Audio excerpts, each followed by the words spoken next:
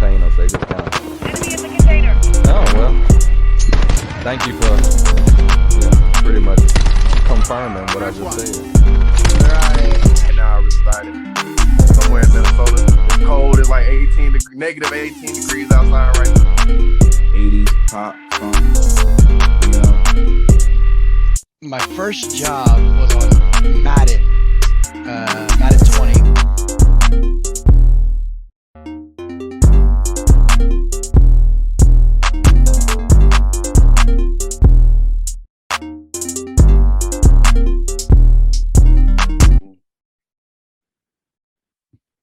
All right, so basically just start out with telling people like who you are, kind of what it is that you do, things you dabble in, stuff like that. Sure. So my name is Ron Jones. Ron Jones, the artist for short. So I'm a creative. I've been, I guess, a professional artist, or at least I like to think of professional artist for over a decade now since I came to Atlanta. Came down here, went to school to be or in the um, career path of a game art and designer. So that's where I got my degree in, and stayed in Atlanta ever since. Started picking up other creative hobbies. Started painting, traditionally painting. I was already digitally painting, and I started creating comic books, and just really getting involved into the local organizations when it comes to like leadership or the art shows around here and whatnot. So really just kind of grew into the to the local community. So kind of what kind of got you started in doing all this? Like what type of what was your like upbringing where like in gaming to where it was like, yeah, this is what I want to do, as far as get my degree and possibly do with my life. Like where did Right. that So I was always into into games. Played, hard to imagine like how many games I played, but I remember having the original NES, the Nintendo, and then the Super NES. Games like Duck Hunt. I remember that especially. A couple other games, and then we ended up getting the Sega Saturn, got the original PlayStation, and then just like every console up until and whatnot. Had a couple of handhelds. I had the Game Boy. That kind of like was real personal experience for me. So I was always kind of around games, but they never really I guess they never really like seemed achievable or approachable or whatnot, outside of like an entertainment standpoint as a child, right? But I always I was always one of those kids or players that they should have tweaked this a little bit here, or like I wish that you know those characters had a little bit more strength, or certain things come around different corners or whatnot. So I was always kind of like editing, if you will, the things that I was playing. And I remember like saying how cool it would be, or I want to make games, but I never like associated that with a career path when I was younger. You know what I'm saying? So the traditional things of this is what you got to do when you go to, or when you look for a job, or when you go to school. Like I never put making games into that slot in my head until the school I ended up going to had a career fair in my high school, the Art Institute of Atlanta, and I was just flipping through. I was always, people always say I was an artist and whatnot. So obviously, the one art school, let me look through the curriculum book, and I saw a bunch of stuff, definitely a bunch of amazing things that I wanted to do. But then I saw video game art design, and I was like, "Yep, that's what I'm doing." So. Yeah. So like I know, I mean, because I'm from Nashville, born and raised, Okay. but so Atlanta, that's a skip and a hop, and I kind of know Atlanta a little bit as far as like kind of how artsy it is and kind of the different things that surround the community and stuff. How is that like environment kind of conducive to like the stuff that you're doing as far as art, as far as designing or whatever it is that you're doing? Like what's that like as far as being in Atlanta and being an artist, and like what does that mean to you? Yeah, well, I really think the city looks at artists a different way. Mm-hmm. So it also, it's helped me to, kind of have my side hustle of being like a more traditional artist and whatnot, and being in this kind of tech boom, if you will, Mm-hmm. in the southeast, kind of watching that grow and being part of that tech community that grows, and help grows with the gaming and esports Mm-hmm. uh, side of things that not too many people know. Not only is the most profitable entertainment medium, but like here in Atlanta and Georgia, has some incredible opportunities when it comes to jobs and resources, education, all that kind of stuff. Mm-hmm. So I just really found myself in the perfect, um, just the perfect bubble of everything that I would need to, at least pique my interest for a little bit. Right. And after college, I kind of went off on my own and was doing my own games and learning certain things and techniques. And around this time in the game industry, the indie game scene kind of uh, really boomed, really kind of grew.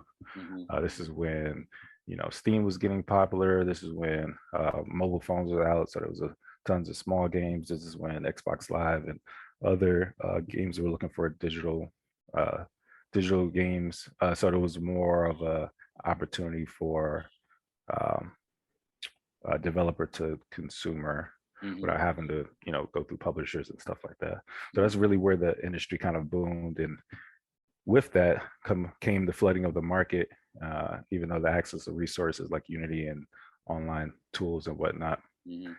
But I really found myself and struggling to stand out and to kind of learn what was needed of me to succeed in that realm.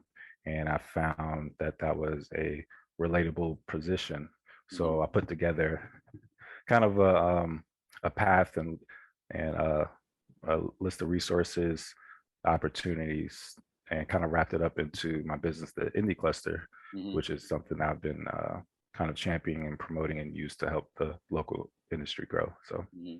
And tell me a little bit more about the indie cluster. What is it like as a whole, and type of, like, kind of what is your vision as far as moving forward with that? right. So the Indie Cluster is a platform that provides opportunities and resources for independent game developers. Mm-hmm. Essentially, our mission is to like not let a passion project die because of a lack of resources. Mm-hmm. So we really do what we can. We started kind of providing a space in conferences and expo halls for a place for developers to promote their game, to gain feedback, to kind of learn how to talk to a potential customer, Mm-hmm. that kind of thing. And that was like a much needed kind of first step. But through the years and through the pandemic, we've been able to offer additional services like QA testing, like social media help, essentially, gathering resources and building the community to where one person might not know the answer to the problem that you're having, but generally somebody around knows. There's kind of a hub that everyone can kind of Mm-hmm. help each other grow. So, Mm-hmm. and that's kind of where we are at now in the direction that we're going with our website, building this membership model for more targeted services, everything that all developers and all creatives really need, but no Mm-hmm. one's really kind of offering outside of a storefront, say. Right. So Yeah. it's really that community, that family orientation that we want to provide and help folks with, because Right. it's hard out here, especially when you're by yourself. Yeah. And I mean, like you were saying earlier, like when we were younger, I mean, you really didn't have that avenue to kind of figure out that games was a way where you could really even turn it into a business and make money. It was just Right. mostly a thing of, I play this game, and your parents look at it, oh, you just playing the game. They don't look at it as like the business side, or Right. all the things that kind of go into it now. Whereas kids these days, learning how to code, in fifth grade, it's Exactly. just different stuff like that, to where I think it's just starting to grow.